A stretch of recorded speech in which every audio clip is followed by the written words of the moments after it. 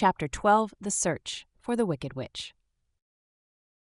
The soldier with the green whiskers led them through the streets of the Emerald City until they reached the room where the guardian of the gates lived. This officer unlocked their spectacles to put them back in his great box, and then he politely opened the gate for our friends. "Which road leads to the Wicked Witch of the West?" asked Dorothy. "There is no road," answered the guardian of the gates. "No one ever wishes to go that way." "How then are we to find her?" inquired the girl. "That will be easy," replied the man, "for when she knows you are in the country of the Winkies, she will find you and make you all her servants." "Perhaps not," said the Scarecrow, "for we mean to destroy her." "Oh, that is different," said the guardian of the gates. "No one has ever destroyed her before, so I naturally thought she would make servants of you, as she has of the rest. But take care, for she is wicked and fierce, and may not allow you to destroy her. Keep to the west, where the sun sets, and you cannot fail to find her." They thanked him and bade him goodbye, and turned toward the west, walking over fields of soft grass dotted here and there with daisies and buttercups. Dorothy still wore the pretty silk dress she had put on in the palace, but now, to her surprise, she found it was no longer green, but pure white. The ribbon around Toto's neck had also lost its green color and was as white as Dorothy's dress. The Emerald City was soon left far behind. As they advanced, the ground became rougher and hillier, for there were no farms nor houses in this country of the West, and the ground was untilled. In the afternoon, the sun shone hot in their faces, for there were no trees to offer them shade, so that before night, Dorothy and Toto and the lion were tired, and lay down upon the grass and fell asleep, with the woodman and the Scarecrow keeping watch. Now the Wicked Witch of the West had but one eye, yet that was as powerful as a telescope and could see everywhere. So, as she sat in the door of her castle, she happened to look around and saw Dorothy lying asleep with her friends all about her. They were a long distance off, but the Wicked Witch was angry to find them in her country, so she blew upon a silver whistle that hung around her neck. At once there came running to her from all directions a pack of great wolves. They had long legs and fierce eyes and sharp teeth. "Go to those people," said the witch, "and tear them to pieces." "Are you not going to make them your servants?" asked the leader of the wolves. "No," she answered. "One is of tin and one of straw. One is a girl and another a lion. None of them is fit to work, so you may tear them into small pieces." "Very well," said the wolf, and he dashed away at full speed, followed by the others. It was lucky the Scarecrow and the woodman were wide awake and heard the wolves coming. "This is my fight," said the woodman, "so get behind me, and I will meet them as they come." He seized his axe, which he had made very sharp, and as the leader of the wolves came on, the Tin Woodman swung his arm and chopped the wolf's head from its body so that it immediately died. As soon as he could raise his axe, another wolf came up, and he also fell under the sharp edge of the Tin Woodman's weapon. There were 40 wolves, and 40 times a wolf was killed, so that at last they all lay dead in a heap before the woodman. Then he put down his axe and sat beside the Scarecrow, who said, "It was a good fight, friend." They waited until Dorothy awoke the next morning. The little girl was quite frightened when she saw the great pile of shaggy wolves, but the Tin Woodman told her all. She thanked him for saving them and sat down to breakfast, after which they started again upon their journey. Now this same morning the Wicked Witch came to the door of her castle and looked out with her one eye that could see far off.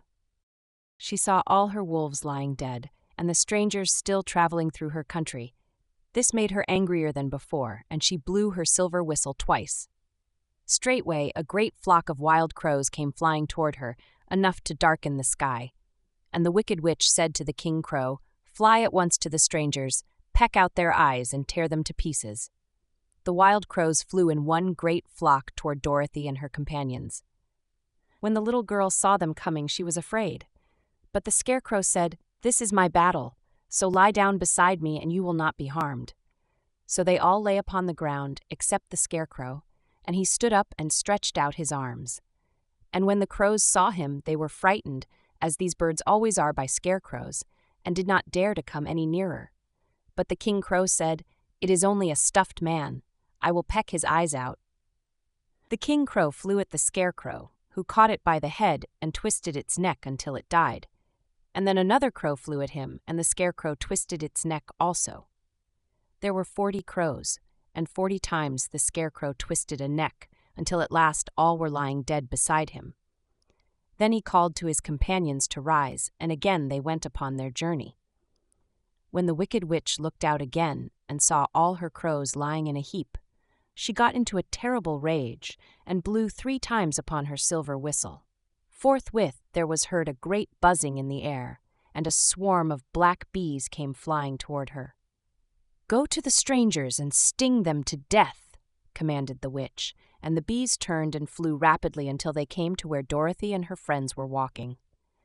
But the woodman had seen them coming, and the scarecrow had decided what to do.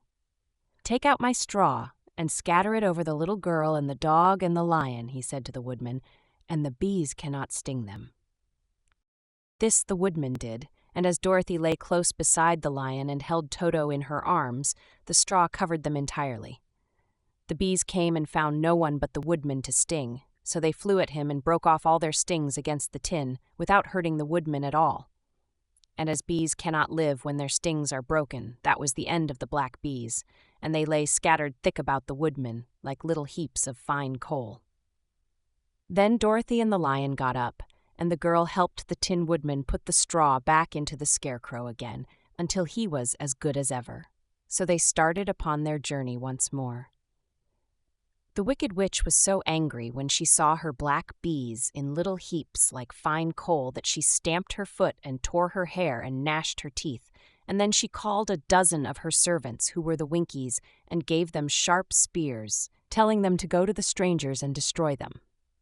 The Winkies were not a brave people, but they had to do as they were told. So they marched away until they came near to Dorothy. Then the lion gave a great roar and sprang towards them, and the poor Winkies were so frightened that they ran back as fast as they could. When they returned to the castle, the Wicked Witch beat them well with a strap and sent them back to their work, after which she sat down to think what she should do next. She could not understand how all her plans to destroy these strangers had failed, but she was a powerful witch, as well as a wicked one, and she soon made up her mind how to act. There was in her cupboard a golden cap with a circle of diamonds and rubies running round it. This golden cap had a charm. Whoever owned it could call 3 times upon the winged monkeys, who would obey any order they were given. But no person could command these strange creatures more than 3 times. Twice already the Wicked Witch had used the charm of the cap. Once was when she had made the Winkies her servants, and set herself to rule over their country. The winged monkeys had helped her do this. The second time was when she had fought against the great Oz himself, and driven him out of the land of the West. The winged monkeys had also helped her in doing this. Only once more could she use this golden cap, for which reason she did not like to do so until all her other powers were exhausted. But now that her fierce wolves and her wild crows and her stinging bees were gone, and her servants had been scared away by the cowardly lion, she saw there was only one way left to destroy Dorothy and her friends. So the Wicked Witch took the golden cap from her cupboard and placed it upon her head. Then she stood upon her left foot and said slowly, "Epe, pepe, kake." Next she stood upon her right foot and said, "Hillo, holo, hello." After this, she stood upon both feet and cried in a loud voice, "Zizzy, zuzzy, zick." Now the charm began to work. The sky was darkened, and a low rumbling sound was heard in the air. There was a rushing of many wings, a great chattering and laughing, and the sun came out of the dark sky to show the Wicked Witch surrounded by a crowd of monkeys, each with a pair of immense and powerful wings on his shoulders. One, much bigger than the others, seemed to be their leader. He flew close to the witch and said, "You have called us for the 3rd and last time. What do you command?" "Go to the strangers who are within my land and destroy them all except the lion," said the Wicked Witch. "Bring that beast to me, for I have a mind to harness him like a horse and make him work." "Your commands shall be obeyed," said the leader. Then, with a great deal of chattering and noise, the winged monkeys flew away to the place where Dorothy and her friends were walking. Some of the monkeys seized the Tin Woodman and carried him through the air until they were over a country thickly covered with sharp rocks. Here they dropped the poor woodman, who fell a great distance to the rocks, where he lay so battered and dented that he could neither move nor groan. Others of the monkeys caught the scarecrow, and with their long fingers pulled all of the straw out of his clothes and head. They made his hat and boots and clothes into a small bundle and threw it into the top branches of a tall tree. The remaining monkeys threw pieces of stout rope around the lion and wound many coils about his body and head and legs until he was unable to bite or scratch or struggle in any way. Then they lifted him up and flew away with him to the witch's castle, where he was placed in a small yard with a high iron fence around it so that he could not escape. But Dorothy they did not harm at all. She stood with Toto in her arms, watching the sad fate of her comrades and thinking it would soon be her turn. The leader of the winged monkeys flew up to her, his long, hairy arms stretched out and his ugly face grinning terribly. But he saw the mark of the good witch's kiss upon her forehead and stopped short, motioning the others not to touch her. "We dare not harm this little girl," he said to them, "for she is protected by the power of good, and that is greater than the power of evil. All we can do is to carry her to the castle of the wicked witch and leave her there." So, carefully and gently, they lifted Dorothy in their arms and carried her swiftly through the air until they came to the castle, where they set her down upon the front doorstep. Then the leader said to the witch, "We have obeyed you as far as we were able. The Tin Woodman and the Scarecrow are destroyed, and the lion is tied up in your yard. The little girl we dare not harm, nor the dog she carries in her arms. Your power over our band is now ended, and you will never see us again." Then all the winged monkeys, with much laughing and chattering and noise, flew into the air and were soon out of sight. The wicked witch was both surprised and worried when she saw the mark on Dorothy's forehead, for she knew well that neither the winged monkeys nor she herself dare hurt the girl in any way. She looked down at Dorothy's feet, and seeing the silver shoes, began to tremble with fear, for she knew what a powerful charm belonged to them. At first the witch was tempted to run away from Dorothy, but she happened to look into the child's eyes and saw how simple the soul behind them was, and that the little girl did not know of the wonderful power the silver shoes gave her. So the wicked witch laughed to herself and thought, "I can still make her my servant, for she does not know how to use her power." Then she said to Dorothy, harshly and severely, "Come with me, and see that you mind everything I tell you, for if you do not, I will make an end of you, as I did of the Tin Woodman and the Scarecrow." Dorothy followed her through many of the beautiful rooms in her castle, until they came to the kitchen, where the witch bade her clean the pots and kettles and sweep the floor and keep the fire fed with wood. Dorothy went to work meekly, with her mind made up to work as hard as she could, for she was glad the wicked witch had decided not to kill her. With Dorothy hard at work, the witch thought she would go into the courtyard and harness the cowardly lion like a horse. It would amuse her, she was sure, to make him draw her chariot whenever she wished to go to drive. But as she opened the gate, the lion gave a loud roar and bounded at her so fiercely that the witch was afraid and ran out and shut the gate again. "If I cannot harness you," said the witch to the lion, speaking through the bars of the gate, "I can starve you. You shall have nothing to eat until you do as I wish." So after that she took no food to the imprisoned lion, but every day she came to the gate at noon and asked, "Are you ready to be harnessed like a horse?" And the lion would answer, "No, if you come in this yard I will bite you." The reason the lion did not have to do as the witch wished was that every night, while the woman was asleep, Dorothy carried him food from the cupboard. After he had eaten, he would lie down on his bed of straw, and Dorothy would lie beside him and put her head on his soft, shaggy mane, while they talked of their troubles and tried to plan some way to escape. But they could find no way to get out of the castle, for it was constantly guarded by the yellow Winkies, who were the servants of the wicked witch, and too afraid of her not to do as she told them. The girl had to work hard during the day, and often the witch threatened to beat her with the same old umbrella she always carried in her hand. But, in truth, she did not dare to strike Dorothy, because of the mark upon her forehead. The child did not know this, and was full of fear for herself and Toto. Once the witch struck Toto a blow with her umbrella, and the brave little dog flew at her and bit her leg in return. The witch did not bleed where she was bitten, for she was so wicked that the blood in her had dried up many years before. Dorothy's life became very sad as she grew to understand that it would be harder than ever to get back to Kansas and Aunt Em again. Sometimes she would cry bitterly for hours, with Toto sitting at her feet and looking into her face, whining dismally to show how sorry he was for his little mistress.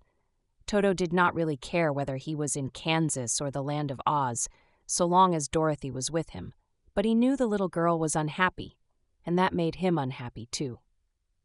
Now the Wicked Witch had a great longing to have for her own the silver shoes which the girl always wore.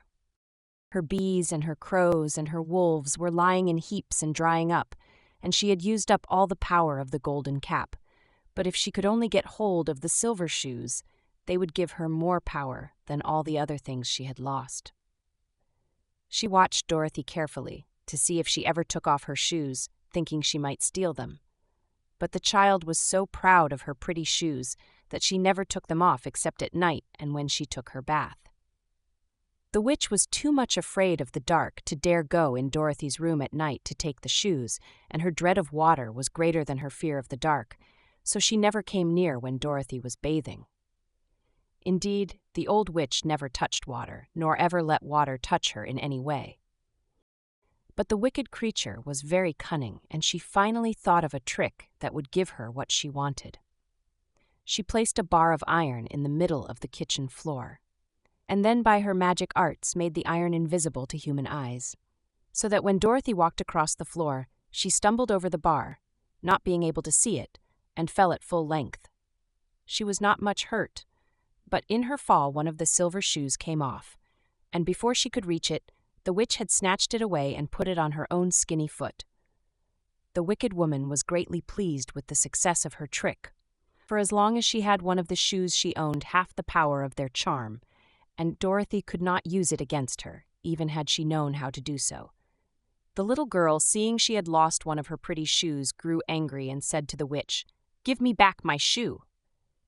"I will not," retorted the witch, "for it is now my shoe and not yours."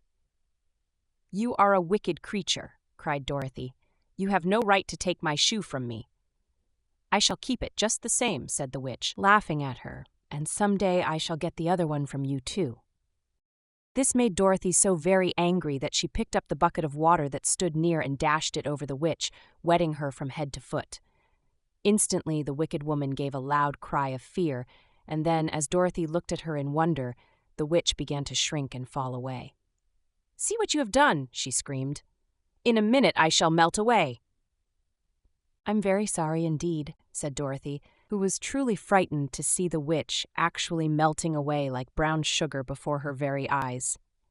"Didn't you know water would be the end of me?" asked the witch, in a wailing, despairing voice. "Of course not," answered Dorothy. "How should I? Well, in a few minutes I shall be all melted, and you will have the castle to yourself. I have been wicked in my day, but I never thought a little girl like you would ever be able to melt me and end my wicked deeds. Look out! Here I go!" With these words, the witch fell down in a brown, melted, shapeless mass and began to spread over the clean boards of the kitchen floor. Seeing that she had really melted away to nothing, Dorothy drew another bucket of water and threw it over the mess. She then swept it all out the door. After picking out the silver shoe, which was all that was left of the old woman, she cleaned and dried it with a cloth and put it on her foot again. Then, being at last free to do as she chose, she ran out to the courtyard to tell the lion that the Wicked Witch of the West had come to an end, and that they were no longer prisoners in a strange land.